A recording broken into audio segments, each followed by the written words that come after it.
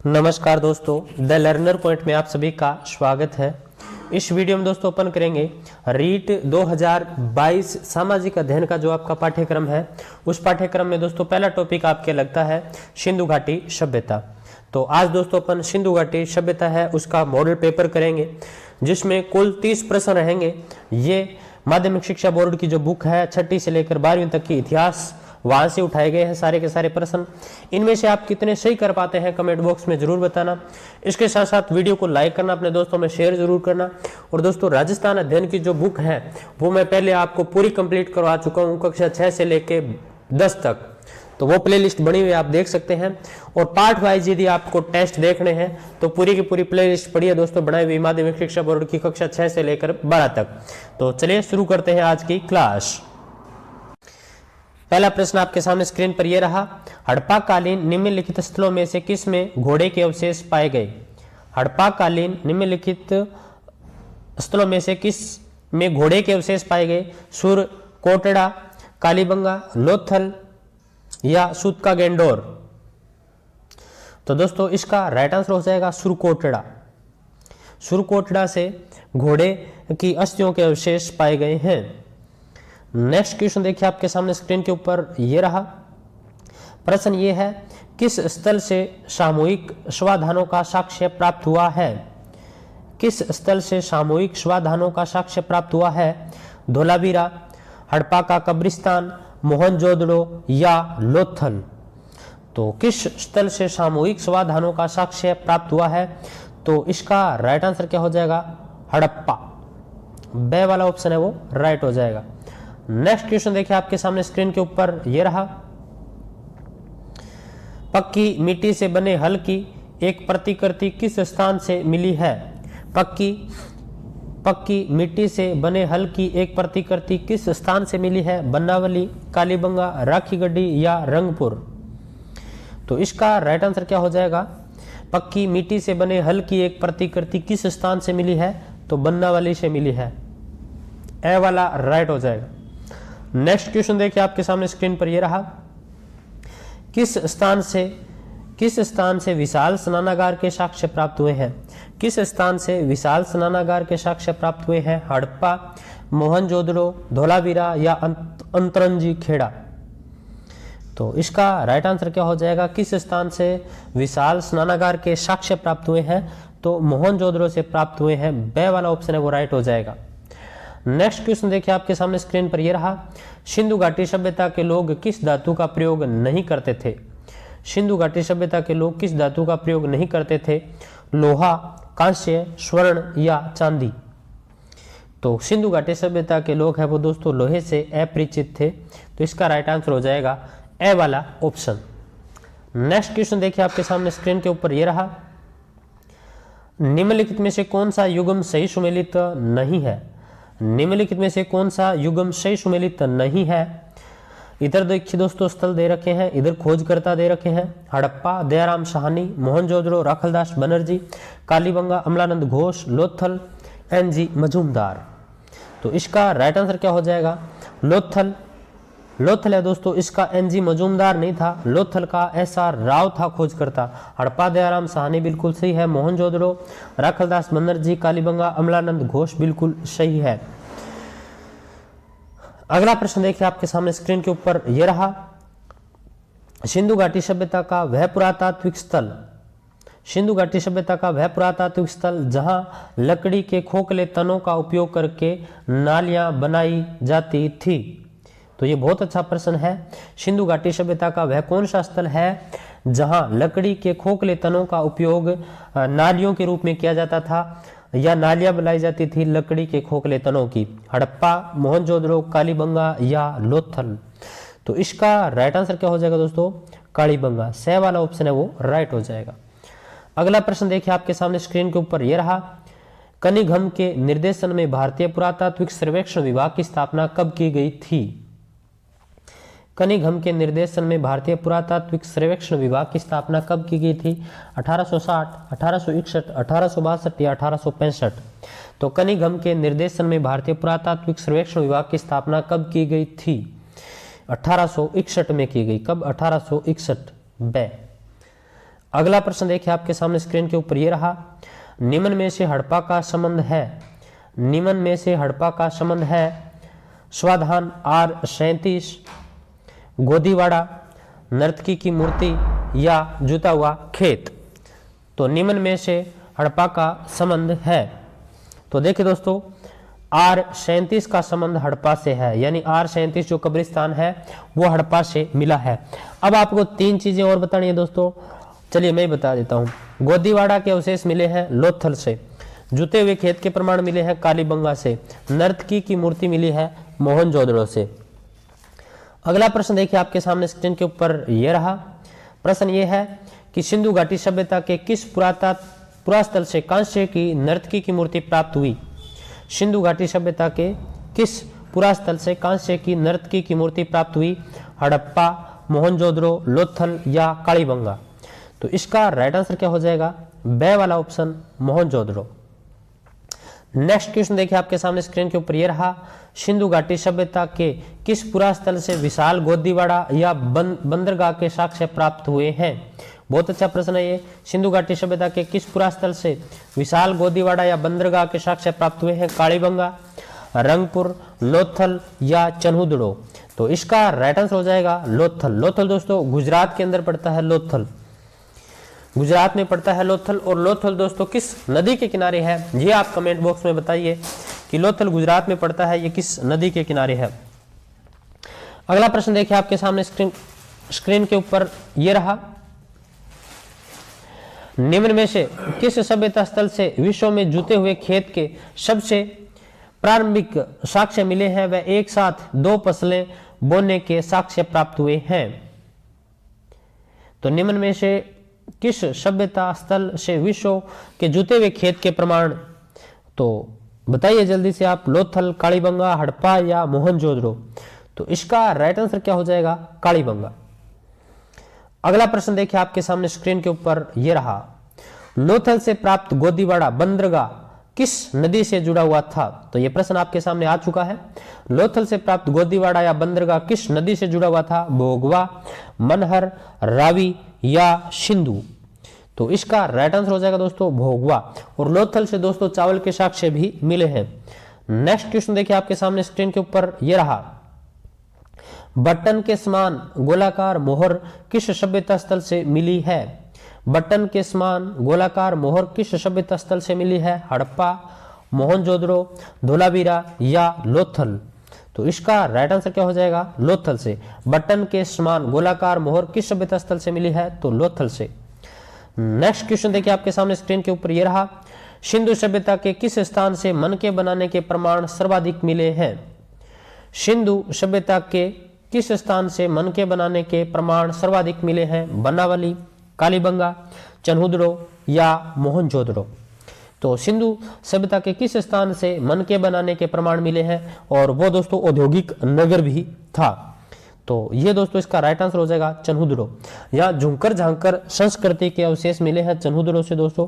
बनावाली है, यहाँ पर दोस्तों नालियों का अभाव पाया गया है। सिंधु घाटी सभ्यता का एकमात्र ऐसा स्थल है जहाँ नालियों का अभाव पाया गया। कालीबंगा है दोस्तों, यहाँ 6 छेद वाले एक बालक की खोपड़ी मिली है, यहाँ जुते हुए खेत के प्रमाण मिले हैं। और जो खेत जोते जाते थे दोस्तों वो इधर उत्तर हो गया, इधर दक्षिण, पूर्व और पश्चिम, ऐसे दोस्तों खेत जोते हुए मिले हैं। तो ये थोड़ा आप ध्यान में रखना। और मोहनजोदड़ो से दोस्तों कांस्य की नर्तकी की मूर्ति मिली है। मोहनजोदड़ो से दोस्तों बड़ी बड़ी चीजें मिली हैं, थोड़ा ये ध्यान में आप रखना। अगला प्रश्न देखिए आपके सामने स्क्रीन के ऊपर ये रहा, धान की खेती के प्रमाण या चिन्ह कहाँ से प्राप्त हुए हैं। धान की खेती या इसका चिन्ह कहाँ से प्राप्त हुआ है, लोथल एवं रंगपुर, कालीबंगा एवं रोपड़, हड़प्पा कालीन सभी स्थलों से, या आलमगीरपुर और हड़प्पा। तो इसका राइट आंसर क्या हो जाएगा दोस्तों, लोथल और रंगपुर से दोस्तों चावल की खेती या धान की खेती के प्रमाण मिले हैं। अगला प्रश्न देखिए दोस्तों आपके सामने स्क्रीन के ऊपर यह रहा, निम्न में से किस काल में किसी भी मंदिर के अवशेष नहीं मिले हैं। निम्न में से किस काल में किसी भी मंदिर के अवशेष नहीं मिले हैं, हड़प्पा काल, बौद्ध काल, मौर्य काल, गुप्त काल। तो इसका राइट आंसर क्या हो जाएगा, हड़प्पा काल। ए वाला ऑप्शन है वो राइट हो जाएगा। अगला प्रश्न देखिए आपके सामने स्क्रीन के ऊपर यह रहा, मोहनजोदड़ो से प्राप्त पशुपति मोहर पर योगी की मुद्रा में 4 पशुओं से आवर्त एक देवता का अंकन है। वे 4 पशु कौन कौन से हैं? बहुत अच्छा प्रश्न है, वेरी वेरी इंपॉर्टेंट प्रश्न है दोस्तों। ये आरपीएससी फर्स्ट ग्रेड में भी पूछा जा सकता है, ऐसा प्रश्न है। तो चित्ता, गेंडा, भैंसा एवं अश्व। चित्ता, गेंडा, सर्प, वृषभ, सिंह, गेंडा तथा वृषभ। चित्ता, गेंडा, भैंसा तथा हाथी। तो इसका राइट आंसर क्या हो जाएगा? चित्ता, गेंडा, भैंसा, हाथी। चित्ता, गेंडा, भैंसा और हाथी, द वाला ऑप्शन है वो राइट हो जाएगा दोस्तों इसका। अगला प्रश्न देखिए आपके सामने स्क्रीन के ऊपर, ये रहा। निम्न में से किस स्थल के उत्खनन से कांस्य का खिलौना रूपी रथ प्राप्त हुआ? निम्नलिखित में से किस स्थल से उत्खनन से कांस्य रूपी रथ प्राप्त हुआ? खिलौना रूपी। राखी गड्डी, बनावली, देमाबाद, धोलावीरा। तो इसका राइट आंसर हो जाएगा देमाबाद से। कहां से? देमाबाद से। अगला प्रश्न देखिए आपके सामने स्क्रीन के ऊपर, ये रहा। सिंधु घाटी सभ्यता की अधिकतर मोहरें किससे निर्मित है? सिंधु घाटी सभ्यता की अधिकतर मोहरें किससे निर्मित है? पक्की मिट्टी से, अकीक से, सेलखड़ी से या धातु से? तो इसका राइट आंसर हो जाएगा सेलखड़ी से। स वाला ऑप्शन है वो राइट हो जाएगा। सिंधु घाटी सभ्यता की अधिकतर मोहरें किससे निर्मित है? सेलखड़ी से। अगला प्रश्न देखिए आपके सामने स्क्रीन के ऊपर, ये रहा। प्रश्न ये है, सिंधु घाटी सभ्यता के किस स्थल से बालक की खोपड़ी की शल्य चिकित्सा के प्रमाण प्राप्त हुए हैं? ऊपर मैं आपको बताकर भी गया था, हड़प्पा, मोहनजोदड़ो, कालीबंगा या मिथाथल। तो कालीबंगा से प्राप्त हुआ है दोस्तों। अगला प्रश्न देखिए आपके सामने स्क्रीन पर, यह रहा। सिंधु घाटी सभ्यता के किस स्थल से सबसे लंबा अभिलेख प्राप्त हुआ है जिस पर 17 अक्षर अंकित हैं? सिंधु घाटी सभ्यता के किस स्थल से सबसे लंबा अभिलेख प्राप्त हुआ है जिस पर 17 अक्षर अंकित है? लोथल, बालाकोट, देमाबाद या धोलावीरा? तो इसका राइट आंसर हो जाएगा धोलावीरा। द वाला ऑप्शन राइट हो जाएगा। अगला प्रश्न देखिए आपके सामने स्क्रीन पर, यह रहा। निम्न में से कौन सा नगर 3 खंडों में दुर्ग भाग, मध्यम नगर, निचला भाग में बटा हुआ था? बनावली, मोहनजोदड़ो, धोलावीरा या राखी गड्डी? तो इसका राइट आंसर हो जाएगा धोलावीरा। स वाला ऑप्शन है वो राइट हो जाएगा धोलावीरा। अगला प्रश्न देखिए आपके सामने स्क्रीन के ऊपर, ये रहा। प्रश्न ये है, निम्न में से किस स्थल से प्राप्त मर्त भांड पर एक ऐसा साक्ष्य प्राप्त हुआ है जो पंचतंत्र के चालाक लोमड़ी के समान उदाहरण प्रस्तुत करता है? कालीबंगा, धोलावीरा, रंगपुर या लोथल? तो इसका राइट आंसर हो जाएगा लोथल। द वाला ऑप्शन है वो राइट हो जाएगा लोथल। अगला प्रश्न देखिए आपके सामने स्क्रीन पर, यह रहा। सिंधु घाटी सभ्यता के किस स्थल से सूचना पट, अभिलेख तथा स्टेडियम के प्रमाण प्राप्त होते हैं? सिंधु घाटी सभ्यता के किस स्थल से सूचना पट, अभिलेख तथा स्टेडियम के प्रमाण प्राप्त होते हैं? धोलावीरा, बालाकोट, मोहनजोदड़ो या रोपड़? तो इसका राइट आंसर हो जाएगा धोलावीरा। ए वाला ऑप्शन राइट हो जाएगा धोलावीरा। अगला प्रश्न देखिए आपके सामने स्क्रीन पर, यह रहा। निम्न में से किस पुरा स्थल से विशाल सभा भवन, पुरोहित आवास, शीप का पैमाना प्राप्त हुआ है? हड़प्पा, मोहनजोदड़ो, लोथल या कालीबंगा? तो इसका राइट आंसर हो जाएगा मोहनजोदड़ो से। अगला प्रश्न देखिए आपके सामने स्क्रीन पर, यह रहा। हड़प्पा के किस स्थल से उन्नत जल प्रबंध प्रणाली का पता चलता है? हड़प्पा के किस स्थल से उन्नत जल प्रबंध प्रणाली का पता चलता है? कालीबंगा, लोथल, बनावली या धोलावीरा? तो इसका राइट आंसर हो जाएगा दोस्तों धोलावीरा। द वाला ऑप्शन है वो राइट हो जाएगा धोलावीरा। नेक्स्ट क्वेश्चन देखिए आपके सामने स्क्रीन पर, यह रहा। मलेरिया का प्राचीनतम साक्ष्य किस स्थल से प्राप्त मिलता है? मलेरिया का प्राचीनतम साक्ष्य किस स्थल से मिलता है? हड़प्पा, मोहनजोदड़ो, कालीबंगा या चनुदड़ो? तो इसका राइट आंसर हो जाएगा दोस्तों मोहनजोदड़ो। अगला प्रश्न देखिए दोस्तों आपके सामने स्क्रीन के ऊपर, यह रहा। निम्न में से कौन सा युगम सिंधु घाटी सभ्यता के संबंध में गलत है? निम्न में से कौन सा युगम सिंधु घाटी सभ्यता के संबंध में गलत है? उत्तरी सीमा मांडा, जम्मू कश्मीर, बिल्कुल सही है दोस्तों उत्तरी सीमा। दक्षिणी सीमा देमाबाद, अहमदनगर, कर्नाटक। पूर्वी सीमा आलमगीरपुर, उत्तर प्रदेश। पश्चिमी सीमा सूतका गेंडोर, बलूचिस्तान। तो देखिए दोस्तों उत्तरी सीमा मांडा, जम्मू कश्मीर सही है। और दक्षिणी सीमा देमाबाद महाराष्ट्र, कर्नाटक में नहीं पड़ता दोस्तों, देमाबाद महाराष्ट्र में पड़ता है, तो ये वाला गलत है। पूर्वी सीमा आलमगीरपुर उत्तर प्रदेश और दक्षिणी सीमा दोस्तों सूतका गैंडोर बलूचिस्तान। ये चिनाब नदी के किनारे पड़ता है दोस्तों, ये परवरा नदी के किनारे पड़ता है, ये हिंडन नदी के किनारे पड़ता है, और ये आप बताइए सूतका गैंडोर है ये किस नदी के किनारे पड़ता है। अगला प्रश्न देखिए आपके सामने स्क्रीन पर, ये रहा, निम्न में से किस स्थल से प्राप्त एक मूर्ति के गर्भ से निकलता हुआ पौधा दर्शाया गया है? हड़प्पा, मोहनजोदड़ो, लोथल या कालीबंगा। तो इसका राइट आंसर हो जाएगा दोस्तों हड़प्पा। हड़प्पा दोस्तों रावी नदी के किनारे है, सिंधु घाटी सभ्यता का स्थल सबसे पहले खोजा गया 1921 में हड़प्पा ही है। हड़प्पा पहला स्थल खोजा गया, इसी कारण इसे हड़प्पा सभ्यता कहते हैं। तो ये दोस्तों आपकी सिंधु घाटी सभ्यता है वो कंप्लीट होती है। माध्यमिक शिक्षा बोर्ड से सारे के सारे प्रश्न उठाए गए थे दोस्तों। ये वीडियो कैसा लगा आप मुझे कमेंट बॉक्स में ज़रूर बताना। इसके साथ साथ दोस्तों आप वीडियो को लाइक करना, शेयर करना, टेलीग्राम चैनल की दोस्तों नीचे लिंक मिल जाएगी, आप वो भी ज्वाइन कर लेना। तो फिर मिलते हैं दोस्तों नेक्स्ट वीडियो के साथ, तब तक जय हिंद जय भारत। नमस्कार दोस्तों, द लर्नर पॉइंट में आप सभी का स्वागत है। इस वीडियो में दोस्तों ओपन करेंगे वैदिक संस्कृति एवं सभ्यता, वैदिक संस्कृति एवं सभ्यता टॉपिक है, इसके महत्वपूर्ण 30 प्रश्न। और इससे पहले दोस्तों अपन सिंधु घाटी सभ्यता है वो कंप्लीट कर चुके हैं। इसके अलावा दोस्तों राजस्थान अध्ययन है वो 6 से लेकर 12 तक आपको करवाई हुई है, प्ले लिस्ट बनी हुई है, उसके आप वीडियो देख सकते हैं साथ के साथ।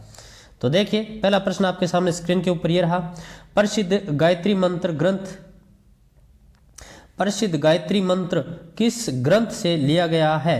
प्रसिद्ध गायत्री मंत्र किस ग्रंथ से लिया गया है? ऋग्वेद, सामवेद, यजुर्वेद या अथर्ववेद। तो इसका राइट आंसर हो जाएगा दोस्तों ऋग्वेद से लिया गया है, ए वाला ऑप्शन है वो राइट हो जाएगा। अगला प्रश्न देखिए आपके सामने स्क्रीन के ऊपर ये रहा, प्रसिद्ध 10 राज्य युद्ध, यानी ये 10 राजाओं के बीच लड़ा गया था दोस्तों।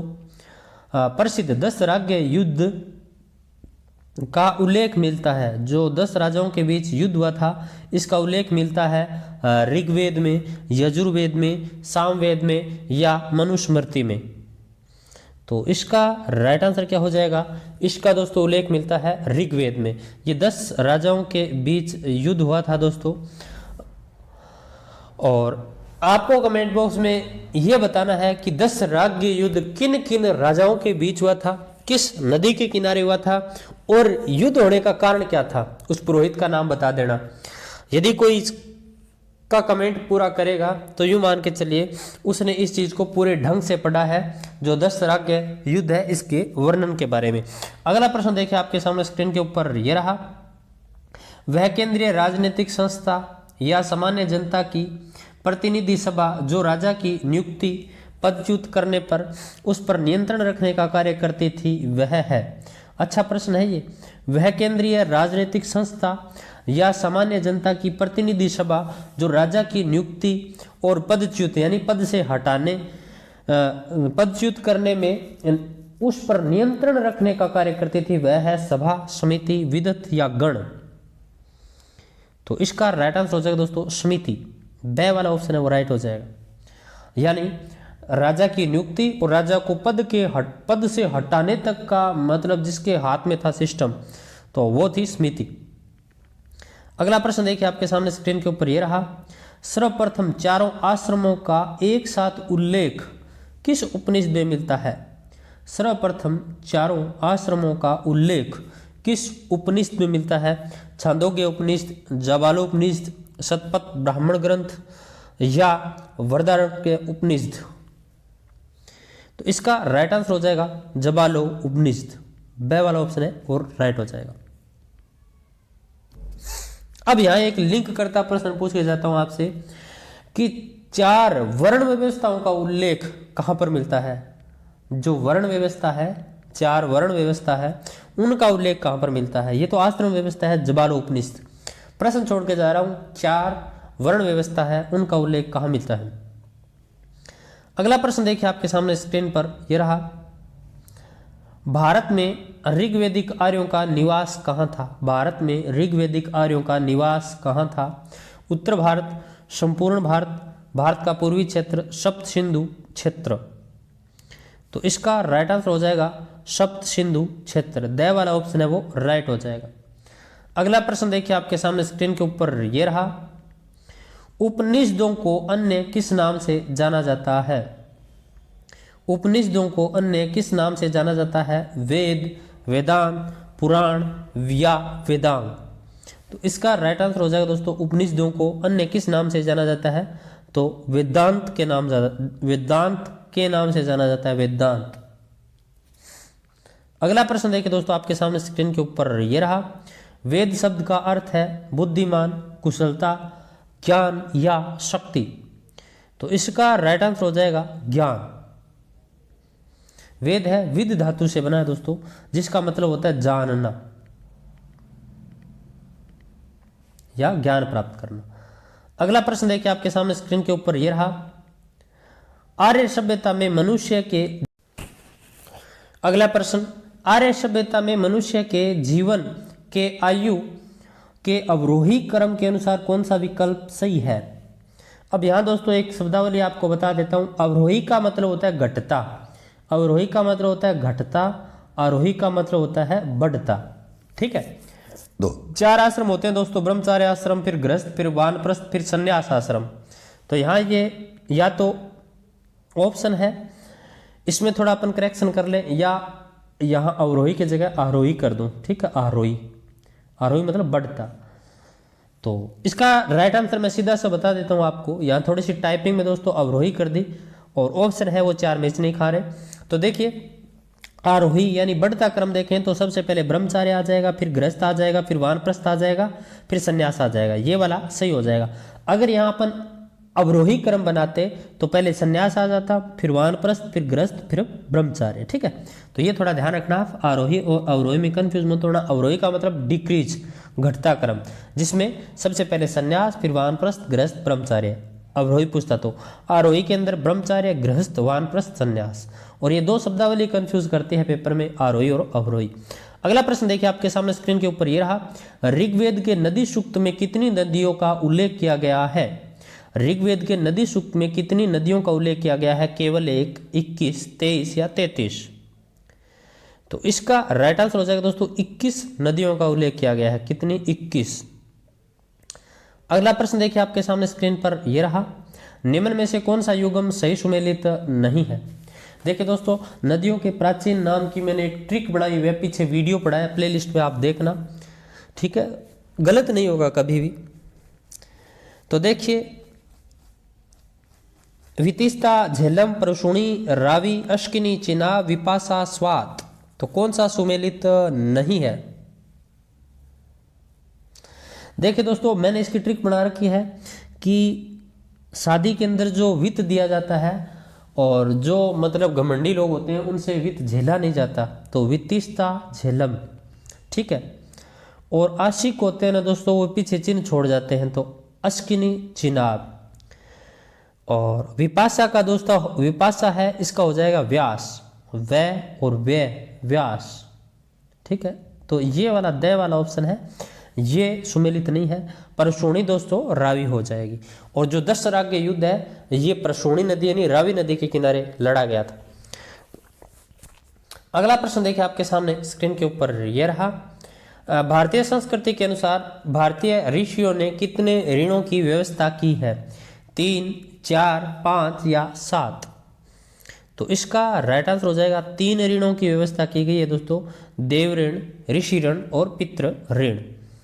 अगला प्रश्न देखिए आपके सामने स्क्रीन के ऊपर यह रहा। ऋग्वेदिक कालीन 10 राग युद्ध जो 10 राजाओं के बीच लड़ा गया, ये किस नदी के किनारे लड़ा गया? परशुणी, रावी, अश्किनी, चिनाब, विपाशा, व्यास, वितिस्ता, झेलम। तो इसका राइट आंसर क्या हो जाएगा दोस्तों? रावी यानी परशुणी नदी के किनारे लड़ा गया था 10 राग युद्ध। अगला प्रश्न देखिए आपके सामने स्क्रीन के ऊपर यह रहा। निम्न में से कौन सा यज्ञ 5 महायज्ञ में सम्मिलित नहीं है? देवयज्ञ, पितृयज्ञ, भूतयज्ञ, मातृयज्ञ। तो दोस्तों सिंपल सा है, मातृयज्ञ नहीं है इसमें। इसमें नृपयज्ञ, देवयज्ञ, पितृयज्ञ और भूतयज्ञ ये शामिल है। ठीक है, अगला प्रश्न देखिए आपके सामने स्क्रीन के ऊपर ये रहा। वैदिक मंत्रों की व्याख्या करने वाले ग्रंथ क्या कहलाते हैं? वैदिक मंत्रों की व्याख्या करने वाले ग्रंथ क्या कहलाते हैं? वेदांग, आरण्यक, ब्राह्मण ग्रंथ या संहिता? तो इसका राइट आंसर हो जाएगा ब्राह्मण ग्रंथ। सह वाला ऑप्शन है वो राइट हो जाएगा। अगला प्रश्न देखिए आपके सामने स्क्रीन पर यह रहा। निम्न में से कौन सा संस्कार शिशु के जन्म से पूर्व नहीं किया जाता था? निम्न में से कौन सा संस्कार शिशु के जन्म से पूर्व नहीं किया जाता था? गर्भाधान संस्कार, निष्क्रमण संस्कार, पुष्पवन संस्कार, सीमांतोन्नयन संस्कार? तो 15 का राइट आंसर हो जाएगा निष्क्रमण संस्कार, ब वाला ऑप्शन। अगला प्रश्न देखिए आपके सामने स्क्रीन पर यह रहा। आर्य शब्द का अर्थ है, आर्य शब्द का अर्थ है श्रेष्ठ या कुलीन, विद्वान या ज्ञानी, वीर या योद्धा, यज्ञकर्ता या पुरोहित? तो इसका राइट आंसर हो जाएगा आर्य शब्द का अर्थ है श्रेष्ठ या कुलीन, ए वाला ऑप्शन। अगला प्रश्न, रित का देवता, रित का देवता किसे माना जाता था? रित यानी ऋतस्य गोप्ता, इंद्र, अग्निदेव, वरुण या सूर्य? तो रित का देवता दोस्तों किसे माना जाता था? वरुण को। सह वाला ऑप्शन वो राइट हो जाएगा। अगला प्रश्न देखिए आपके सामने स्क्रीन पर यह रहा। निम्न में से कौन सा युग्म सही सुमेलित नहीं है? इधर वेद है, इधर उपवेद है। तो ऋग्वेद, आयुर्वेद, यजुर्वेद, धनुर्वेद, सामवेद, ब्रह्मवेद, अथर्ववेद, अर्थवेद?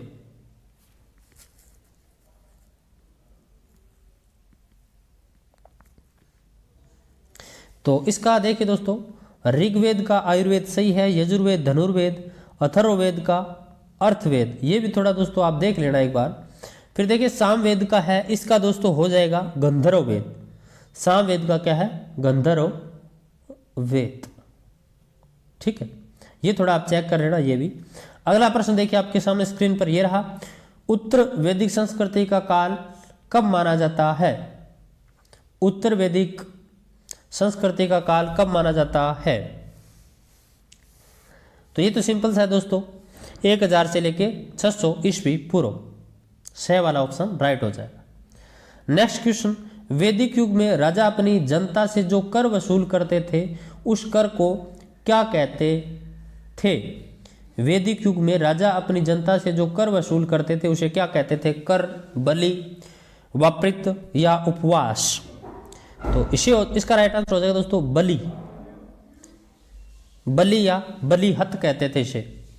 अगला प्रश्न, आरंभिक वैदिक काल में वर्ण व्यवस्था किस पर आधारित थी? आरंभिक वैदिक काल में वर्ण व्यवस्था किस पर आधारित थी? जन्म पर, कर्म पर, आनुवंशिकता पर या उपरोक्त सभी? तो कर्म पर आधारित थी। ब वाला ऑप्शन राइट हो जाएगा, कर्म पर। अगला प्रश्न, भारतीय संगीत का जनक किस वेद को कहा जाता है? भारतीय संगीत का जनक किस वेद को कहा जाता है? ऋग्वेद, यजुर्वेद, सामवेद या अथर्ववेद? तो इसका राइट आंसर हो जाएगा दोस्तों सामवेद को कहा जाता है भारतीय संगीत का जनक। नेक्स्ट प्रश्न, ऋग्वेद का कौन सा मंडल पूर्णतः सोम को समर्पित है? ऋग्वेद का कौन सा मंडल पूर्णतः सोम को समर्पित है? 7वां मंडल, 8वां मंडल, 9वां मंडल या 10वां मंडल? तो इसका राइट आंसर हो जाएगा दोस्तों 9वां मंडल। अगला प्रश्न, आर्यों के संबंध में निम्नलिखित में से कौन सा कथन असत्य है?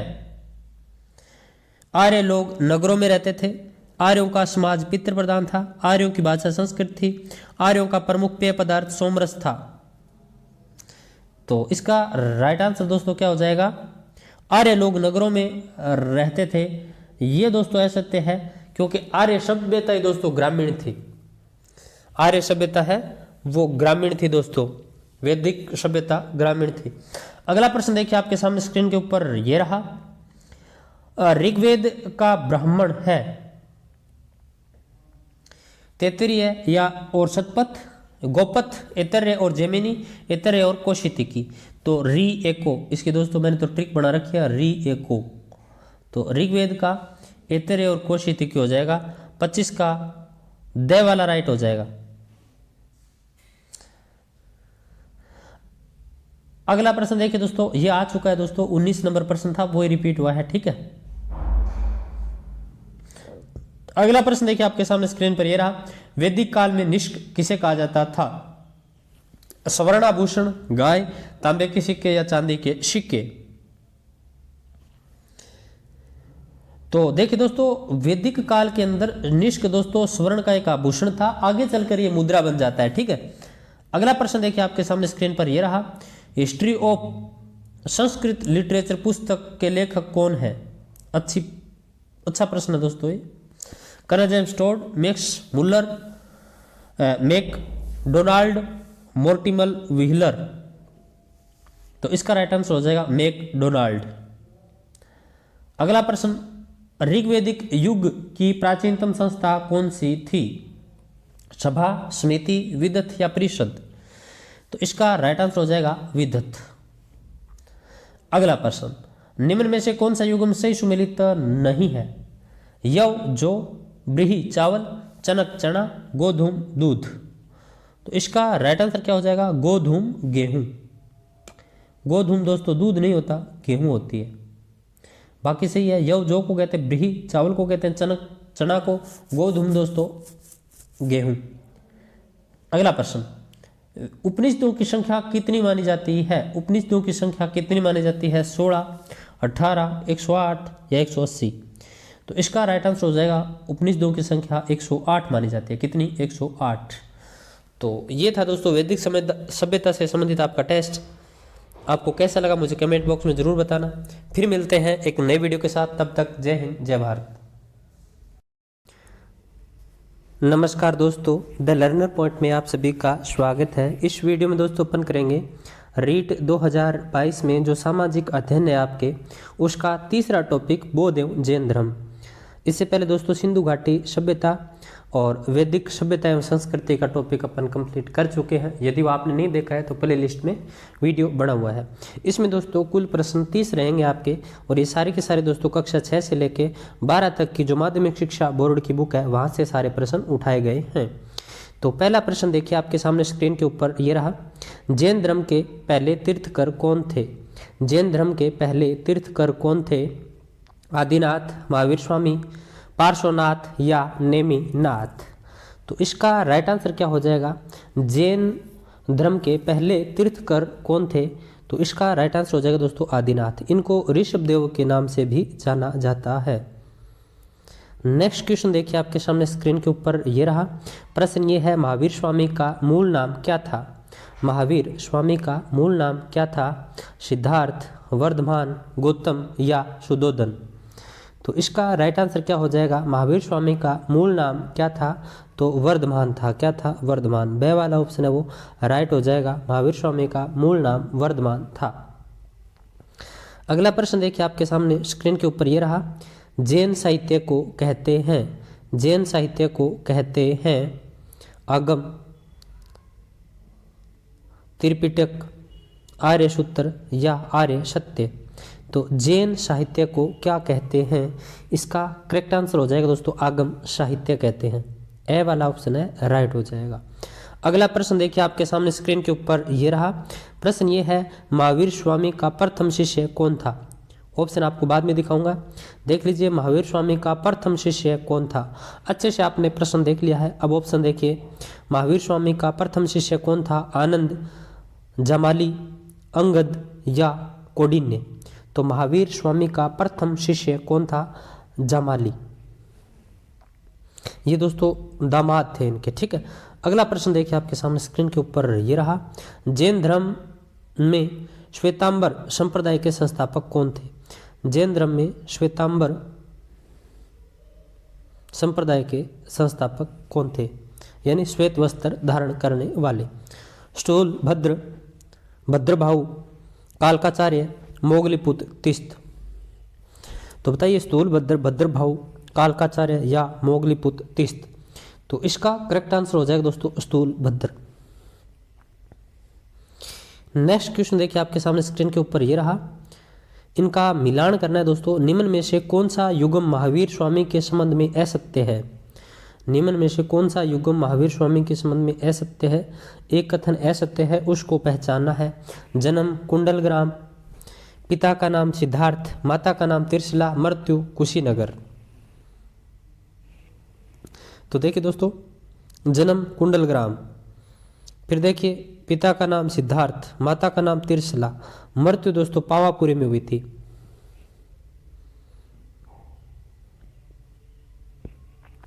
अगला प्रश्न देखिए आपके सामने स्क्रीन, तो ये हो जाएगा दोस्तों असत्य दय वाला।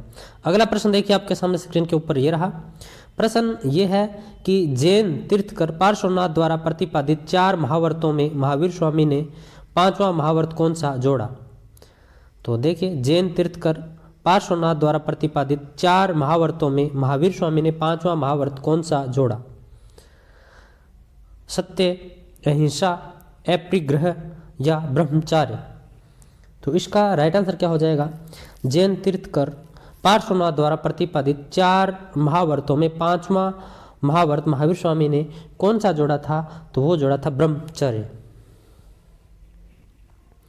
नेक्स्ट क्वेश्चन देखिए आपके सामने स्क्रीन के ऊपर ये रहा। प्रश्न ये है, महावीर स्वामी को किस नदी के किनारे ज्ञान की प्राप्ति हुई? महावीर स्वामी को किस नदी के किनारे ज्ञान की प्राप्ति हुई? निरंजना नदी, ऋजुपालिका नदी, हिरण्यनी नदी, सदा नीरा नदी। तो इसका राइट आंसर क्या हो जाएगा? ऋजुपालिका नदी। ब वाला ऑप्शन है वो करेक्ट हो जाएगा। महावीर स्वामी को किस नदी के किनारे ज्ञान की प्राप्ति हुई? ऋजुपालिका नदी। अगला प्रश्न देखिए आपके सामने स्क्रीन के ऊपर ये रहा। त्रिरत्न सिद्धांत सम्यक ज्ञान, सम्यक दर्शन, सम्यक चरित्र जिस धर्म से संबंधित है वह है।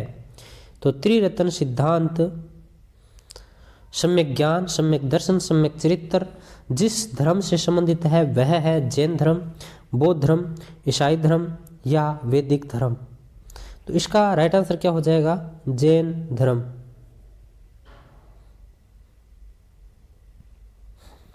अगला प्रश्न देखिए आपके सामने स्क्रीन पर यह रहा। प्रश्न ये है, प्रथम जैन संगीति का आयोजन कहाँ हुआ था? प्रथम जैन संगीति का आयोजन कहाँ हुआ था? पावापुरी में, वल्लभी में, राजगृह में, पाटलिपुत्र में। तो इसका राइट आंसर क्या हो जाएगा?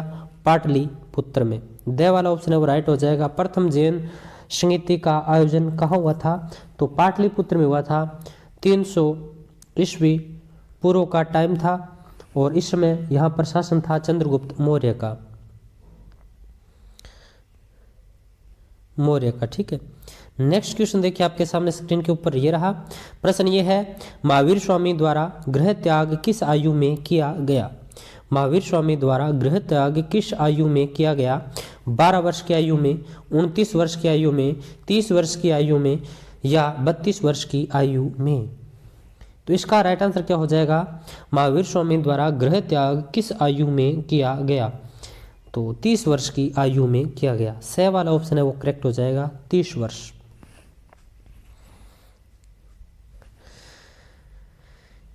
थोड़ा सा आपसे एक चीज पूछ के जाता हूं यहाँ पर मैं।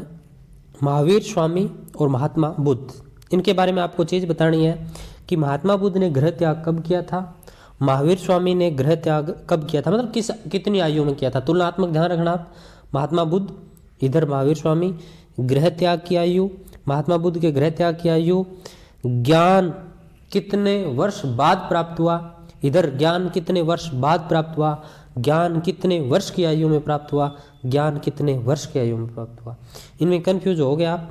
इन तीनों को आप इस तरह से तुलनात्मक लिख लेना ताकि आप कंफ्यूज ना हो। एक जन्म वाली चीज भी आप नोट कर लेना। नेक्स्ट क्वेश्चन देखिए आपके सामने स्क्रीन के ऊपर ये रहा। महावीर स्वामी को ज्ञान की प्राप्ति कितने वर्ष की कठोर तपस्या के बाद हुई? महावीर स्वामी को ज्ञान की प्राप्ति कितने वर्ष की कठोर तपस्या के बाद हुई? 6 वर्ष, 7 वर्ष, 12 वर्ष या 16 वर्ष। तो इसका करेक्ट आंसर हो जाएगा 12 वर्ष। यानी उस टाइम महावीर स्वामी की एज कितनी हो गई थी? 42 वर्ष, क्योंकि 30 वर्ष की आयु में इन्होंने क्या किया था? गृह त्याग किया था। 12 वर्ष के बाद ज्ञान की प्राप्ति हुई तो एज थी इनकी 42 वर्ष। अगला क्वेश्चन देखिए आपके सामने स्क्रीन के ऊपर ये रहा। महावीर स्वामी को किस वृक्ष के नीचे ज्ञान की प्राप्ति हुई? महावीर स्वामी को किस वृक्ष के नीचे ज्ञान की प्राप्ति हुई? पीपल, अशोक, साल या परिजात वृक्ष। तो इसका करेक्ट आंसर हो जाएगा साल वृक्ष के नीचे, स वाला ऑप्शन है वो करेक्ट हो जाएगा। नेक्स्ट क्वेश्चन देखिए आपके सामने स्क्रीन के ऊपर ये रहा। जैन धर्म के त्रिरत्नों का अनुसरण करने पर कर्मों का जीव की ओर भाव रुक जाता है, जिसे जैन धर्म में क्या कहा जाता है? जैन धर्म के त्रिरत्नों का अनुसरण करने पर कर्मों का जीव की ओर भाव रुक जाता है, जिसे जैन धर्म में क्या कहा जाता है? निर्जरा, स्वर, कैवल्य या जिन। तो इसका राइट आंसर हो जाएगा स्वर। नेक्स्ट क्वेश्चन देखिए आपके सामने स्क्रीन पर ये रहा। प्रश्न पहले आप देख लीजिए। निम्न में से कौन सा जैन धर्म के बारे में असत्य है? निम्न में से कौन सा जैन धर्म के बारे में असत्य है? असत्य पहचानना है तो देखिए, अनेकांत और शयादवाद शब्द जैन धर्म से संबंधित है। जैन धर्म आत्मा की अमरता, पुनर्जन्म और कर्मवाद में विश्वास रखता है। महावीर स्वामी ने तपस्या और उपवास पर सर्वाधिक बल दिया। पार्श्वनाथ ने भिक्षुओं के लिए 5 महाव्रतों का विधान बनाया। तो ये असत्य है दोस्तों। पार्श्वनाथ ने 4 का ही बनाया था, 5वां जोड़ा था महावीर स्वामी ने। अनेकांत और शयादवाद सब जैन धर्म से संबंधित है, सही है। जैन धर्म आत्मा की अमरता, पुनर्जन्म, क्रमवाद में विश्वास करता है, बिल्कुल सत्य बात है। महावीर स्वामी ने तपस्या और उपवास पर सर्वाधिक बल दिया, ये सही है। पार्श्वनाथ ने 4 महाव्रत जोड़े थे, वो कौन कौन से थे? सत्य, अहिंसा, असत्य और अपरिग्रह, 4 ही जोड़े थे। और 5वां ब्रह्मचार्य है, वो किसने? महावीर स्वामी ने जोड़ा था। नेक्स्ट क्वेश्चन देखिए आपके सामने स्क्रीन के ऊपर ये रहा। प्रश्न ये है, जैन धर्म के 23वें तीर्थंकर पार्श्वनाथ के पिता का क्या नाम था? राजा सुधर्मण, राजा अशोकसेन, राजा सूर्यवर्मन, राजा भास्कर वर्मन। तो काशी के थे राजा अश्वसेन, और इनका वंश कौन सा था? इक्ष्वाकु। अगला क्वेश्चन देखिए आपके सामने स्क्रीन के ऊपर ये रहा। प्रश्न ये है, महावीर स्वामी को कितने वर्ष की आयु में निर्वाण प्राप्त हुआ? महावीर स्वामी को कितने वर्ष की आयु में निर्वाण प्राप्त हुआ? ज्ञान प्राप्ति, निर्वाण प्राप्ति, इन चीज़ों में आप दोस्तों अंतर जरूर समझना। निर्वाण मतलब मोक्ष। 42 वर्ष, 72 वर्ष, 80 वर्ष, 100 वर्ष। तो महावीर स्वामी को कितने वर्ष की आयु में निर्वाण प्राप्त हुआ? शब्दावली पकड़ना, 72 वर्ष की आयु में निर्वाण प्राप्त हुआ था। नेक्स्ट क्वेश्चन देखिए आपके सामने स्क्रीन पर ये रहा। द्वितीय जैन संगीति का आयोजन कहाँ हुआ? द्वितीय जैन संगीति का आयोजन कहाँ हुआ? पावापुरी, वल्लभी, पाटलिपुत्र या सारनाथ। तो इसका राइट आंसर हो जाएगा वल्लभी में। कहाँ? वल्लभी में। दोस्तों जितनी जैन संगीतियाँ हुई है और जो बौद्ध संगीतियाँ हुई है, दोनों का आपको पता होना चाहिए। इस तरह से आप लिख लेना, जैन संगीतियाँ, इधर बौद्ध संगीतियाँ 4 हुई है, अका अक, ठीक है, और रावे पाकू, वो पूरे की पूरी दोस्तों आप जिसे भी आप ट्रिक के थ्रू आप याद रख सकते हैं, चारों के चारों आप ऐसे लिख लेना। महासाब, ठीक है, तो आप ये बौद्ध धर्मवाड़ी, जैन धर्मवाड़ी, इस तरह से लिख लेना, क्योंकि यहाँ से प्रश्न डेफिनेटली बनता ही है। नेक्स्ट क्वेश्चन देखिए, गौतम बुद्ध का जन्म कब हुआ? गौतम बुद्ध का जन्म कब हुआ? तो देखिए 560 ईस्वी पूर्व, 561 ईस्वी पूर्व, 563 ईस्वी पूर्व, 555 ईस्वी पूर्व। तो गौतम बुद्ध का जन्म कब हुआ? 563 ईस्वी पूर्व। स वाला ऑप्शन है वो करेक्ट हो जाएगा। नेक्स्ट प्रश्न देखिए आपके सामने स्क्रीन पर ये रहा। निम्न में से कौन सा युगम महात्मा बुद्ध के संबंध में असत्य है? निम्न में से कौन सा युगम महात्मा बुद्ध के संबंध में असत्य है? जन्म कपिलवस्तु, लुम्बिनी ग्राम, माता महामाया, पिता सुदोधन, पत्नी यशोदा। तो ये असत्य है दोस्तों। पत्नी का नाम यशोदा नहीं यशोधरा था। क्या? यशोधरा। नेक्स्ट क्वेश्चन देखिए आपके सामने स्क्रीन के ऊपर ये रहा। महात्मा बुद्ध सर्वप्रथम ज्ञानार्जन हेतु किसके पास गए थे? महात्मा बुद्ध सर्वप्रथम ज्ञानार्जन के लिए किसके पास गए थे? आलार कलाम, आचार्य उद्रक, रामगुप्त, तपस्सु या कौंडिन्य। तो इसका करेक्ट आंसर हो जाएगा आलार कलाम।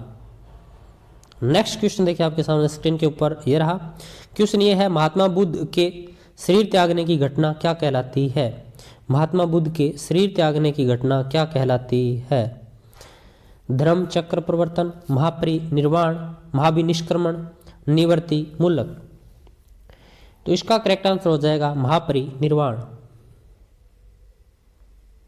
शरीर त्यागने की घटना महापरिनिर्वाण। अगला प्रश्न देखिए दोस्तों आपके सामने स्क्रीन पर यह रहा, निम्न में से कौन सा कथन महात्मा बुद्ध के संबंध में असत्य है? निम्न में से कौन सा कथन महात्मा बुद्ध के संबंध में असत्य है? महात्मा बुद्ध को 35 वर्ष की आयु में वैशाख पूर्णिमा की रात ज्ञान प्राप्ति हुई।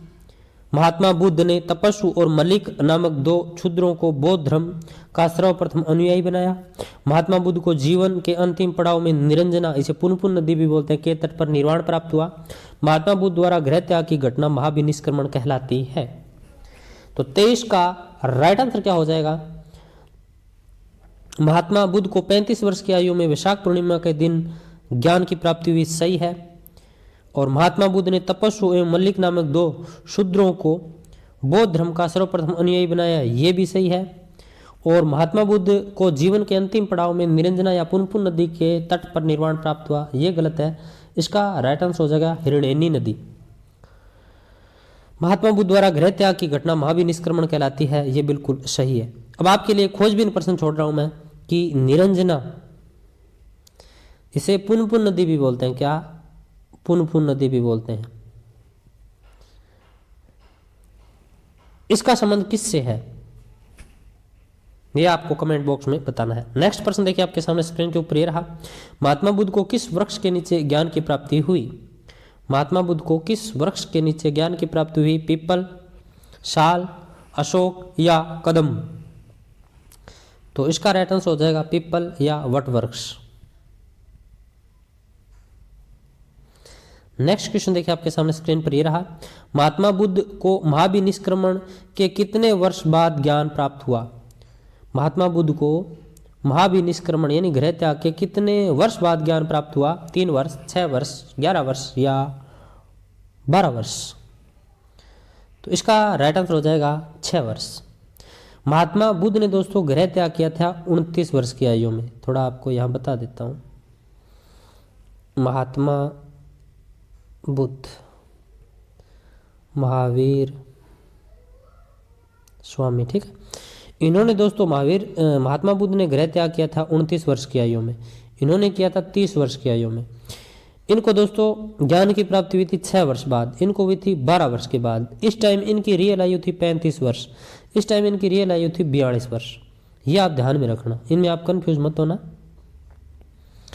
अगला क्वेश्चन देखिए आपके सामने स्क्रीन के ऊपर ये रहा, प्रश्न ये है, गौतम बुद्ध का प्रथम उपदेश क्या कहलाता है? महात्मा बुद्ध या गौतम बुद्ध का प्रथम उपदेश क्या कहलाता है? धर्मचक्र प्रवर्तन, प्रतित्य, स्मृत्याद, उपसंपदा, निष्पत्ति, व्यंकुंड? तो दोस्तों सीधा सही है धर्मचक्र प्रवर्तन, इनमें उलझना ही नहीं है। नेक्स्ट क्वेश्चन देखिए आपके सामने स्क्रीन पर यह रहा, महात्मा बुद्ध के पूर्व जन्म की कथाएं क्या कहलाती है? महात्मा बुद्ध के पूर्व जन्म की कथाएं क्या कहलाती है? अष्टांगिक मार्ग, जातक कथाएं, त्रिरत्न या केवलिन? तो जातक कथाएं कहलाती है दोस्तों। महात्मा बुद्ध के पूर्व जन्म की घटनाएं जातक कथाएं कहलाती है। नेक्स्ट क्वेश्चन देखिए आपके सामने स्क्रीन पर यह रहा, महात्मा बुद्ध के अवशेषों को कितने भागों में बांटकर उन अवशेषों पर अलग अलग स्तूप बनाए गए? महात्मा बुद्ध के अवशेषों को कितने भागों में बांटकर उन अवशेषों पर अलग अलग स्तूप बनाए गए? 6, 8, 10 या 11? तो 8 भागों में। अगला प्रश्न देखिए दोस्तों आपके सामने स्क्रीन पर यह रहा, बौद्ध धर्म का अंतिम लक्ष्य निर्वाण या मोक्ष प्राप्त करना है। निर्वाण शब्द का शाब्दिक अर्थ क्या होता है? मध्यम मार्ग, टिल्ला, बुझना या ज्ञान प्राप्त करना? तो इसका करेक्ट आंसर हो जाएगा बुझना, 6 वाला ऑप्शन है वो करेक्ट हो जाएगा। नेक्स्ट प्रश्न देखिए आपके सामने स्क्रीन पर यह रहा, मिलिंद पन्हों दीपवंश, महावंश किस धर्म से संबंधित ग्रंथ हैं? जैन धर्म, बौद्ध धर्म, वैदिक धर्म या इनमें से कोई नहीं? तो इसका करेक्ट आंसर हो जाएगा ये बौद्ध धर्म से संबंधित ग्रंथ है। किस धर्म से? बौद्ध धर्म से। अगला प्रश्न देखिए आपके सामने स्क्रीन के ऊपर ये रहा, यूनानी आक्रमणकारी मिनेंद्र व बौद्ध भिक्षु नागसेन के मध्य वार्ता के विवरण किस ग्रंथ में मिलता है? अच्छा प्रश्न है, बताइए। दीपवंश, महावंश, मिलिंद पिन्हो या विनय पिटक? तो इसका करेक्ट आंसर हो जाएगा मिलिंद पिन्हो, मिलिंद पिन्हो। नेक्स्ट क्वेश्चन देखिए आपके सामने स्क्रीन पर ये रहा, निम्न में से कौन सा कथन असत्य है? निम्न में से कौन सा कथन असत्य है? महात्मा बुद्ध पुनर्जन्म में विश्वास करते थे। महात्मा बुद्ध आत्मा की अमरता में विश्वास करते थे। बौद्ध धर्म के मूल आधार 4 आर्य सत्य हैं। चतुर्थ बौद्ध संगीति में बौद्ध धर्म हीनयान एवं महायान 2 संप्रदाय में विभाजित हो गया था। तो बताइए कौन सा कथन असत्य है?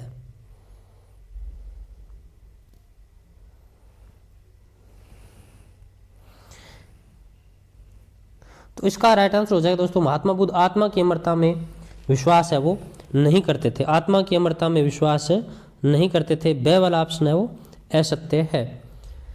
अब जो 4 बौद्ध संगीतियां हुई थी जो बौद्ध धर्म से संबंधित, वो देख लेते हैं दोस्तों, 1 मिनट। तो मैं यहाँ खाली पेज पर दोस्तों लिखता हूँ क्योंकि यहाँ से प्रश्न है वो बनता है। तो देख लीजिए 4 बौद्ध संगीतियाँ हुई थी, चारों के बारे में मैं लिख देता हूँ, ठीक है। देखिए इधर लिख रहा हूँ 1st, 2nd, 3rd और 4th, ठीक है। जो पहली बौद्ध संगीति है ये दोस्तों, इसकी ट्रिक बता देता हूँ। ये पा कु ये स्थान है दोस्तों। रा का मतलब है राजगृह और वे का मतलब दोस्तों वैशाली, पा का मतलब पाटलिपुत्र, कु का मतलब है कुंडलवन कश्मीर। तो ये तो हो गए स्थान, आपके याद रह जाएंगे। फिर देखिए दोस्तों, मैं इनकी अध्यक्षता किसने की थी? तो महा साब मो वसु। महा का मतलब होता है दोस्तों महाकश्यप, साब का मतलब होता है दोस्तों साब कबीर या इसको साव कमीर भी बोलते हैं, ठीक है। मो का मतलब होता है दोस्तों मोगलीपुत्र तीस्त, यानी अध्यक्षता करने वाले। और दोस्तों जो लास्ट है वसु, वसु का मतलब है वसु मित्र। वसु मित्र ने क्या थी? अध्यक्षता की थी। उपाध्यक्ष थे दोस्तों इसके चौथी के, वो थे अश्व घोष। तो ये चीज़ आप है ये ध्यान में रखना।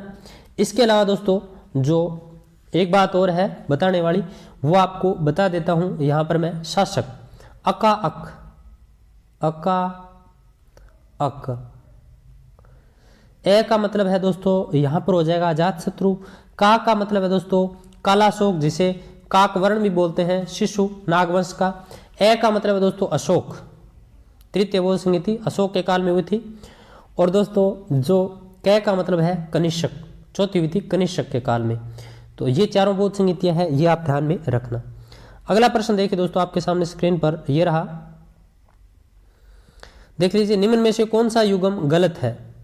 अब आपका गलत नहीं होना चाहिए, निम्न में से कौन सा युगम है वो गलत है। प्रथम बौद्ध संगीति अजात शत्रु हर्यक वंश, द्वितीय बौद्ध संगीति कालाशोक शिशु नागवंश, तृतीय बौद्ध संगीति चंद्रगुप्त मौर्य, चतुर्थ बौद्ध संगीति कनिष्क कुषाण। तो अका आपको बताया था, ए आता है यहाँ पर, ए का मतलब अशोक, कै का मतलब कनिष्क। तृतीय बौद्ध संगीति है ये सुमेलित नहीं है। ये वंश भी ध्यान रखना दोस्तों, अजात शत्रु हर्यक वंश, कालाशोक शिशु नागवंश, मौर्य वंश, कुषाण वंश, चारों बौद्ध संगीतियां हैं वो 4 अलग अलग जो वंश थे उनके काल में हुई। अगला प्रश्न देखिए दोस्तों आपके सामने स्क्रीन पर ये रहा, ये थोड़ी टाइपिंग में मिस्टेक थी तो दोबारा टाइप किया। निम्न में से कौन सा युग्म सही सुमेलित नहीं है? इधर बौद्ध संगीति है, इधर स्थान है। प्रथम बौद्ध संगीति, द्वितीय, तृतीय, चतुर्थ। तो ये आपको याद होनी चाहिए दोस्तों, रावे पाकू, राजगृह, वैशाली, पाटलिपुत्र, कुंडलवन, कश्मीर। तो ये सेकंड है, ये वल भी असुमेलित है। बाकी देखिए, पहली राजगृह सप्तपर्णी गुफा सही है, दूसरी वैशाली में हुई थी, तीसरी पाटलिपुत्र में हुई थी, चौथी कुंडलवन कश्मीर में हुई थी। अगला देखिए, महात्मा बुद्ध किस क्षत्रिय कुल के थे? महात्मा बुद्ध किस क्षत्रिय कुल के थे? शाक्य, जांत्रिक, कोल्य या संकेचा? तो शाक्य, ए वाला ऑप्शन है वो करेक्ट हो जाएगा। तो ये दोस्तों आपका बौद्ध एवं जैन धर्म से संबंधित टेस्ट पेपर था। आपको कैसा लगा मुझे कमेंट बॉक्स में जरूर बताना। फिर मिलते हैं एक नई वीडियो के साथ, तब तक जय हिंद जय भारत। नमस्कार दोस्तों, द लर्नर पॉइंट में आप सभी का स्वागत है। इस वीडियो में दोस्तों अपन करेंगे रीट 2022 जो आपकी एसएसटी है उसमें दोस्तों पहली यूनिट का आज अंतिम टॉपिक करेंगे महाजनपद काल। इससे पहले दोस्तों जो आपके टॉपिक लगते हैं सिंधु घाटी सभ्यता, वैदिक सभ्यता एवं संस्कृति, बौद्ध एवं जैन धर्म अपन कर चुके हैं। वो वीडियो आपने नहीं देखे तो प्ले लिस्ट में दोस्तों आज दोस्तों महाजनपद काल करेंगे, यूनिट नंबर 1 का अंतिम टॉपिक। तो चलिए पहला प्रश्न आपके सामने स्क्रीन पर ये रहा। प्राचीन भारत में महाजनपदों का उदय सर्वप्रथम किस सदी में हुआ? अच्छा प्रश्न है। प्राचीन भारत में महाजनपदों का उदय सर्वप्रथम किस सदी में हुआ? 2वीं शताब्दी ईस्वी पूर्व, 3री शताब्दी ईस्वी पूर्व, 6ठी शताब्दी ईस्वी पूर्व, 8वीं शताब्दी ईस्वी पूर्व। तो इसका करेक्ट आंसर क्या हो जाएगा दोस्तों? 6ठी शताब्दी ईस्वी पूर्व। सी वाला ऑप्शन राइट हो जाएगा। अगला प्रश्न देखिए दोस्तों आपके सामने स्क्रीन के ऊपर ये रहा। किस बौद्ध ग्रंथ में 16 महाजनपदों का उल्लेख मिलता है? भगवती सूत्र, अंगुत्तर निकाय, दीर्घ निकाय या दीपवंश। तो इसका करेक्ट आंसर क्या हो जाएगा? अंगुत्तर निकाय। बौद्ध ग्रंथ पूछ ले दोस्तों तो अंगुत्तर निकाय, यदि यहाँ जैन ग्रंथ पूछ लेता आपसे तो भगवती सूत्र करेक्ट हो जाएगा। नेक्स्ट क्वेश्चन देखिए आपके सामने स्क्रीन के ऊपर ये रहा। प्रश्न ये है 6ठी शताब्दी ईस्वी पूर्व में शक्तिमती जिसे सोनथीवती भी कहते हैं किस महाजनपद की राजधानी थी? 6ठी शताब्दी ईस्वी पूर्व में शक्तिमती जिसे सोनथीवती भी कहते हैं किस महाजनपद की राजधानी थी? कौशल, पांचाल, सूरसेन या चेदी। तो इसका करेक्ट आंसर क्या हो जाएगा दोस्तों? चेदी। दे वाला ऑप्शन है वो करेक्ट हो जाएगा। नेक्स्ट प्रश्न देखिए दोस्तों आपके सामने स्क्रीन के ऊपर ये रहा। प्रश्न ये है किस जैन ग्रंथ में 16 महाजनपदों का उल्लेख मिलता है? दीर्घ निकाय, सिद्धांत सार संग्रह, तिलोक सार, भगवती सूत्र। तो इसका राइट आंसर हो जाएगा दोस्तों भगवती सूत्र। दे वाला ऑप्शन करेक्ट। अगला प्रश्न देखिए दोस्तों आपके सामने स्क्रीन के ऊपर ये रहा। प्रश्न ये है निम्न में से कौन सा युग्म सही सुमेलित नहीं है?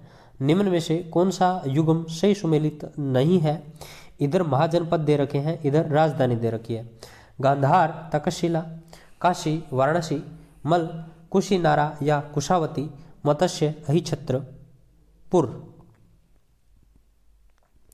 तो देखिए गांधार की तक्षशिला सही है, काशी वाराणसी सही है, मल, कुशीनारा या कुशावती सही है, मत्स्य की अहिछत्रपुर नहीं दोस्तों, मत्स्य की विराटनगर। अगला प्रश्न देखिए आपके सामने स्क्रीन के ऊपर ये रहा। प्रश्न ये है कि जनपदों की सबसे प्राचीन संस्था कहलाती थी। जनपदों की सबसे प्राचीन संस्था कहलाती थी विदथ, अनुनय विरोध, संस्थागार या सभागार। तो इसका राइट आंसर हो जाएगा दोस्तों संस्थागार, संस्थागार या संस्थागार। ठीक है। अगला प्रश्न देखिए दोस्तों आपके सामने स्क्रीन के ऊपर ये रहा। प्रश्न ये है वसुदेव पुत्र श्री कृष्ण का संबंध किस जनपद से माना जाता है?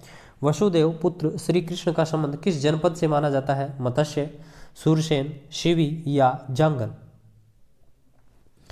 तो इसका राइट आंसर हो जाएगा दोस्तों सूरसेन से। ब वाला ऑप्शन है वो करेक्ट हो जाएगा। सूरसेन जनपद की राजधानी दोस्तों मथुरा थी, याद रखना सूरसेन की राजधानी मथुरा थी।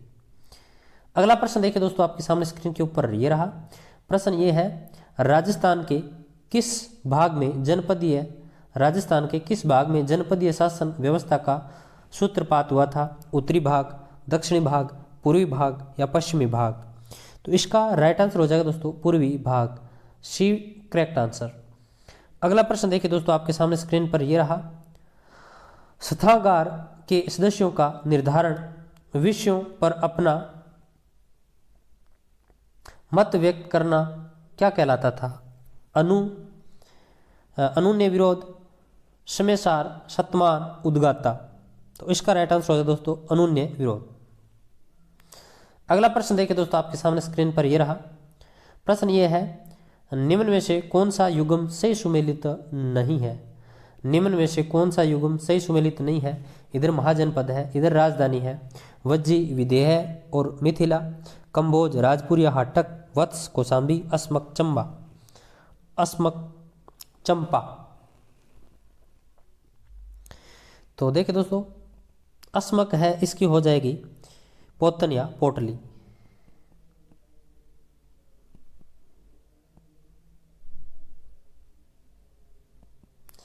बाकी सारे सही है दोस्तों, द वाला सुमेलित नहीं था। अगला प्रश्न देखिए आपके सामने स्क्रीन के ऊपर यह कि राजस्थान में जनपदीय शासन व्यवस्था के संबंध में कौन सा युग्म असुमेलित है? राजस्थान में जनपदीय शासन व्यवस्था के संबंध में कौन सा युग्म असुमेलित है? इधर जनपद है, इधर राजधानी है। जांगल, अहिछत्रपुर, मत्स्य, विराटनगर, सूरसेन, मथुरा, शिवी, अर्जुनायन। तो ये दोस्तों असुमेलित है। शिवी की राजधानी दोस्तों नगरी थी। क्या थी? नगरी। ये चित्तौड़ के पास पड़ता है दोस्तों, शिवी जनपद मतलब पड़ता था, और इसकी राजधानी दोस्तों नगरी थी। जांगल, अहिछत्रपुर, मत्स्य, विराटनगर, सूरसेन, मथुरा। नेक्स्ट क्वेश्चन देखिए आपके सामने स्क्रीन के ऊपर ये रहा। प्रश्न ये है, निम्न में से कौन सा महाजनपद दक्षिण भारत में स्थित था? निम्न में से कौन सा महाजनपद दक्षिण भारत में स्थित था? मगध, मत्स्य, अस्मक, कौशल। तो इसका करेक्ट आंसर हो जाएगा अस्मक। निम्न में से कौन सा महाजनपद दक्षिण भारत में स्थित था? तो अस्मक था। अगला प्रश्न देखिए दोस्तों आपके सामने स्क्रीन के ऊपर ये रहा। निम्न में से कौन सी नदी अंग और मगध के बीच सीमा का निर्धारण करती थी? अच्छा प्रश्न है। निम्न में से कौन सी नदी अंग एवं मगध के बीच सीमा का निर्धारण करती थी? गंगा, चंपा, अचिरावती या सदा नीरा। तो चंपा करती थी दोस्तों, चंपा। अगला क्वेश्चन देखिए आपके सामने स्क्रीन पर यह रहा। प्रश्न ये है, निम्न में से किस महाजनपद की राजधानी के दो भाग नहीं थे? कुरु, कौशल, पांचाल, अवंती। तो इसका करेक्ट आंसर हो जाएगा दोस्तों कुरु। ए वाला ऑप्शन है वो करेक्ट हो जाएगा। नेक्स्ट प्रश्न देखिए आपके सामने स्क्रीन पर यह रहा। प्रश्न ये है, मगध सम्राट बिंबिसार ने अपने राज्यवेद जीवक को किस राज्य के शासक की चिकित्सा उपचार हेतु भेजा था? अच्छा प्रश्न है। मगध सम्राट बिंबिसार ने अपने राज्यवेद जीवक को किस राज्य के शासक की चिकित्सा या उपचार हेतु भेजा था? मगध, गांधार, अवंती या कौशल। तो इसका राइट आंसर हो जाएगा अवंती। अगला प्रश्न देखिए दोस्तों आपके सामने स्क्रीन पर यह रहा। निम्न में से कौन सा कथन असत्य है? मगध की प्राचीनतम राजधानी ग्रीवज्र थी। पाटलिपुत्र राजधानी गंगा और सोन नदियों से आवृत थी। वज्जी एक संघात्मक गणराज्य था जो 8 राज्यों से मिलकर बना था। महाभारत के अनुसार शिवी जनपद पर यदु या यादव वंश का शासन था। तो इसमें असत्य दोस्तों द वाला है, शिवी नहीं होगा। इसका राइट आंसर हो जाएगा दोस्तों यहाँ पर सूरसेन। महाभारत के अनुसार जो सूरसेन जनपद था उसके ऊपर यदु या यादव वंश का शासन था। द वाला ऑप्शन असत्य है। अगला प्रश्न देखिए दोस्तों आपके सामने स्क्रीन पर यह रहा। निम्न में से कौन सा महाजनपद गोदावरी नदी के तट पर स्थित था? अस्मक, वज्जी, कौशल या वत्स। तो इसका राइट आंसर हो जाएगा दोस्तों अस्मक। ए वाला ऑप्शन है वो करेक्ट हो जाएगा। नेक्स्ट प्रश्न देखिए दोस्तों आपके सामने स्क्रीन पर यह रहा। प्रश्न ये है, निम्न में से कौन सा युग्म सही सुमेलित नहीं है? निम्न में से कौन सा युग्म सही सुमेलित नहीं है? वर्तमान बीकानेर से जोधपुर के भाग को महाभारत काल में जांगल देश कहते थे। इसकी राजधानी अहिछत्रपुर थी। बीकानेर के बादशाह स्वयं को जांगल दरबादशाह कहते थे। बीकानेर के राज चिन्ह में जैर जांगल दरबादशाह लिखा मिलता है। जांगल प्रदेश के अनेक स्थानों पर शिवियों यानी शिवी जाति के सोने के सिक्के प्राप्त हुए हैं। तो कौन सा सही नहीं है इनमें से?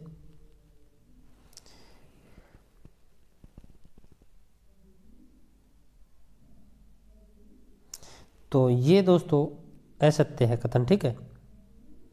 इसका यहाँ होगा दोस्तों मेवाड़ के अनेक स्थानों से शिवियों के सोने के सिक्के प्राप्त हुए हैं। जांगल प्रदेश से नहीं, मेवाड़ से। ये सही नहीं है दोस्तों, बाकी सारे तीनों सही हैं। अगला प्रश्न देखिए आपके सामने स्क्रीन पर ये रहा। निम्न में से किस ग्रंथ में महाजनपदों का उल्लेख मिलता है? महाभारत, बौद्ध साहित्य, अर्थशास्त्र या उपरोक्त सभी? तो इसका करेक्ट आंसर हो जाएगा उपरोक्त सभी। अगला प्रश्न देखिए दोस्तों, आपके सामने स्क्रीन पर ये रहा, खतरनाक प्रश्न है दोस्तों ये। और आज का अंतिम प्रश्न, निम्न में से कौन सा कथन असत्य है? जनपद का शाब्दिक अर्थ जनों का अर्थात मनुष्यों का निवास स्थान था। कुल महाजनपद 16 थे, जिसमें केवल राजतंत्रात्मक शासन व्यवस्था थी। महात्मा बुद्ध के समय कौशल, मगध, वत्स, अवंती सर्वाधिक शक्तिशाली राजतंत्र थे। मगध की प्राचीनतम राजधानी गिरिवज्र थी, वह बाद में राजगृह व पाटलिपुत्र बनी। तो देखिए दोस्तों, निम्न में से कौन सा कथन असत्य है?